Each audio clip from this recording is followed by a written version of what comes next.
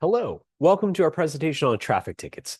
My name is Justin Small, and I am a staff attorney with Neighborhood Legal Services of Los Angeles County. Before we get started, a brief disclaimer. This presentation is intended to provide general legal information and education only. It is not intended to be taken as legal advice or to establish a lawyer-client relationship. This presentation provides general information on the laws and regulations specific to the state of California at the time it was recorded, which is November 2024. Okay, let's go over our agenda. First, we're going to talk about how to locate traffic tickets if you're unsure of whether or not you have any outstanding. Next, we're going to go through the process of how to contest a traffic ticket in traffic court. And finally, we're going to talk about some traffic ticket payment alternatives if you can't afford your traffic ticket. So, locating your citation. Now, obviously, if a traffic ticket is just issued, you might have a physical copy of your traffic ticket. But if it's an older ticket and you might be unsure whether or not it's been paid off or what the status of it is, we have a couple of tools to help you locate and understand kind of the status of your ticket. So obviously, the traffic ticket itself is one source, and that's going to be the most direct one. But you can also go to the DMV. There's actually three ways that you can get this information. The first two are getting an official driving record, which you can do by going in person to the DMV or to a DMV kiosk and paying $5, or submitting the form at the link below and also paying $5. But what I would really suggest actually to start with is the third option, which is to go online to the DMV and doing an unofficial driving record request. Because if you're just trying to find information about traffic tickets, there's no reason you need an official driving record. An unofficial one will suffice, and it's cheaper, $2 instead of $5. Additionally, instead of having to go to the DMV or have it mailed back to you, the results are emailed to you immediately. It does require you to create an account with the DMV portal and to use a credit or debit card. Finally, the last way to look up is to go to the county court website or to go physically or call to see what that court has. So for example, in Los Angeles County, the Los Angeles Superior Court is going to be where all traffic tickets are adjudicated. And so you can go online, in this case, it's going to be lacourt.org, or calling the traffic call center, which is 213-633-6300. And you'll just need to provide your driver's license and your date of birth for them to run and see what tickets are currently outstanding. One thing to note is that a traffic ticket can take up to 4 to 8 weeks from being issued to be actually entered in the court system. And technically, police officers have up to 1 year from the issuance of the ticket to file it with the court. So if you receive a ticket, but you call the court and they don't have anything, it's important to be patient and just keep calling and checking, because it may not immediately appear and you may need to wait a little bit before you're actually able to take any action on it. So going into a little bit more information about each of the sources, we'll start with the traffic ticket itself.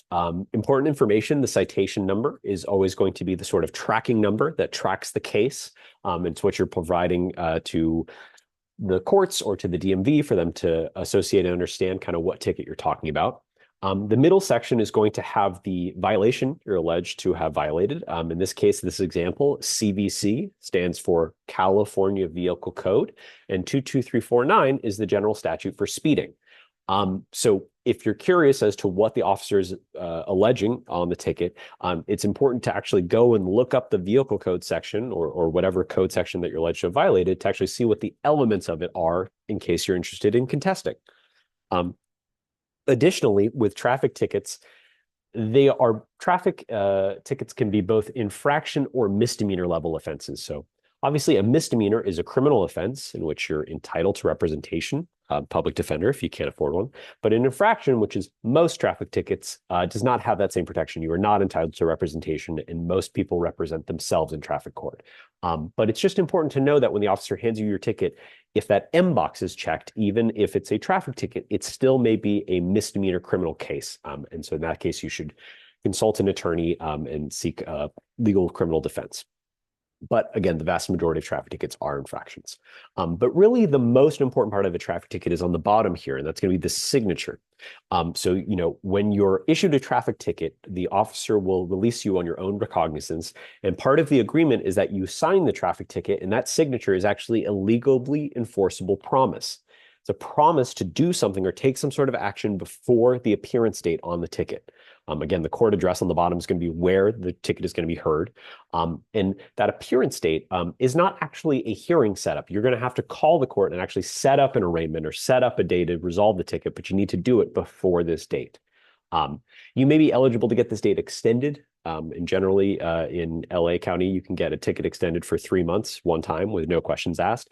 But again, signing this is actually a promise. And if you don't take any action and don't do anything by this date, you'll have a failure to appear issued. And a failure to appear is, a situation in which you haven't done anything on the ticket, and the traffic judge or commissioner can choose to issue a warrant for your arrest, to actually add an additional criminal misdemeanor failure to appear charge. Or in most circumstances, what they will do is they will just assign an additional penalty, a civil assessment for not taking any action, and send the ticket to collection. So just because they can issue a bench warrant or they can add criminal charges, that's not common, but they are able to do that. So it's really important that we understand that we want to be addressing and dealing with the ticket before this appearance date, so we prevent the failure to appear from being issued. Okay, looking at this is a unofficial DMV driving record. We talked about getting that online in the previous slides. And it can be a little complicated to read, but there's going to be identifying information on the top. This section number 4 here is going to be giving us our license status. That's going to confirm whether or not your license is in good standing and you're authorized to drive. In this situation, this is an expired license, which is not the same thing as suspended. So this person would just need to go to the DMV to renew their license. But it's just important to know because operating a motor vehicle with a suspended license is a criminal offense. In the bottom here is going to be, when it says convictions, it's really departmental action. So it does include traffic tickets as well. And so that would show any outstanding traffic tickets. And then at the bottom, there is failure to appear, which we just talked about. Finally, the court websites, so this is the LA Superior Court website, do have the ability to look up traffic tickets online. So with ours, which is lacourt.org, you'll want to go to the online services. And then on the right-hand side for the traffic, find your traffic ticket by driver's license number. Once you've located your tickets, you will have options online. You can do things like pay and close your ticket, schedule a remote appearance and appear via LA Court Connect, or take things like get an extension or request traffic school. So it should give you the full suite of different options and kind of tell you if a hearing's been set, the date of the hearing, and just give you basic information about the ticket, which can be very useful. Okay, now let's move on to the process of contesting a traffic ticket and going to traffic court. So contesting a traffic ticket is generally going to consist of 2 appearances. The first date is going to be the arraignment date. And so just to reiterate, you're going to need to call and go to the traffic call center or go online and actually set up the date. It's not just going to be assumed that you have a date just based on your appearance date on your ticket. But the arraignment is there to enter a plea. And this would be the indication to the court that you plan to contest. When you enter a plea, there are 3 pleas you can enter, which is guilty, no contest, or not guilty. If you want to contest a traffic ticket, you need to plead not guilty. The next step is once you've pled not guilty, you will have a trial date set. And that is going to be the actual date to decide whether or not you're at fault for the ticket. Under the Constitution, you have a right to a speedy trial, which means within 45 days of your plea. But you also, as the defendant, have the ability to waive that right. So if you would like to have your trial scheduled beyond 45 days, you can let the court know that you would like to waive time. That is the terminology or the sort of indication that you would like to have a trial outside of your constitutional right to a speedy trial. The second date is the date in which you need to appear to present all of your evidence as to why you believe you're not at fault for the ticket, and the police officer who issued the ticket will be subpoenaed to appear as well.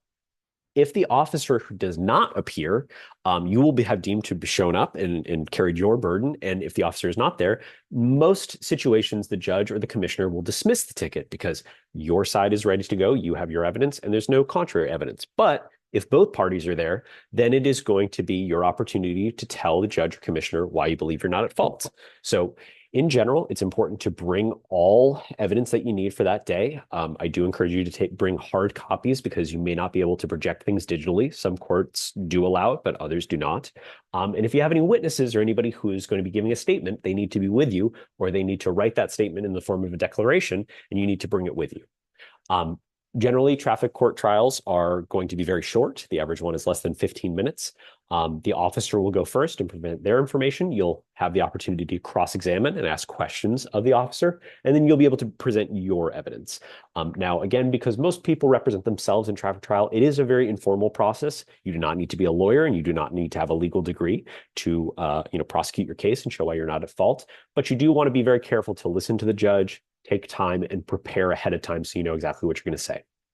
If you are found at fault, we'll talk a lot about this a little bit more. You do have the ability to request things like being put on a payment plan or do community service in lieu of pay. So with that, let's talk about the traffic ticket alternative. So if you are found at fault and you can't afford to pay your traffic ticket, what can you do? Well, the first is specific to this LA County. There is a program called the HART program. It's run by the city attorney's office, and the general idea behind it is that traffic ticket debt for those who are unhoused or at risk of becoming unhoused can be a huge detriment and barrier to housing or staying housed. So if you're eligible for this program, the city attorney's office will review all of your eligible traffic tickets. They will run a full criminal background check, and they will file motions seeking either the dismissal or the suspension of all fines and fees related to your traffic tickets. In terms of eligibility, you must be an LA County resident over the age of 18, have traffic tickets within LA County, and not have any pending criminal cases or warrants out for your arrest. If you're interested, there is a phone number right here and an email address for the HART program, and they also table multiple events every month and have a calendar on their website showing where they're going to be. I think this is an excellent program, and so again, if you are unhoused or at risk of becoming unhoused and think you may be eligible, this is a really good thing to consider because if you're already found at fault for a traffic ticket, this might be a way to get some debt relief related to that so that you can stay housed or obtain housing. If you're not eligible for the HART program or would like to consider another alternative, there is the ability to pay termination request. We talked about this a little bit a moment ago, but essentially what it is, it's asking the court to consider your financial ability to pay for the ticket. You could do it at any time. So it can be before you've gone to court, after you've gone to court. If you've never gone to court and the ticket has been in collections for years, you can still do it. You can even do it multiple times. So if you've previously made an ability to pay request and then some sort of change in your financial circumstances, it can be raised anytime. The important thing, though, to understand is that when you make an ability to pay request, you are acknowledging liability for the ticket. If you're saying, I can't afford to pay this ticket, you're also saying, I am acknowledging that I am at fault. So any of the consequences, if you haven't already been found at fault, will occur once you've made that ability to pay, which is why you generally need to enter a plea of guilty or no contest when making an ability to pay request. And so the consequences of that ticket will then accrue. That could be points on your driving record, which can lead to increase in auto insurance premiums and anything else associated with the ticket. The petitioner, the reason that we do this, though, is that when you're raising the ability to pay, you can ask the court to reduce your fine, put you on a payment plan, cancel or lower any late charges associated with the ticket or civil assessments, or convert the fine into community service hours. So these are ways and alternatives to pay off the fine either over a longer period of time or to do community service in lieu of making payment. And most recently, actually, one thing I did want to know is, as I said, you can raise it orally at trial. You can raise it anytime. You can use the court's forms. But there's been a new program called the My Citations program that was rolled out earlier this year in LA County. It's now rolled out in every county in California. So even if you have traffic tickets outside of LA County, this program is available. And you can make this request online. So you can go put in the information for your traffic ticket, put in information related to your financial circumstances, and it will then go to a traffic judge to consider in assessing your fine. And it can be a very helpful way to address traffic tickets, particularly old traffic tickets, so that you're not having to go to each individual courthouse or each individual county. And so with that, I thank you very much for watching this presentation.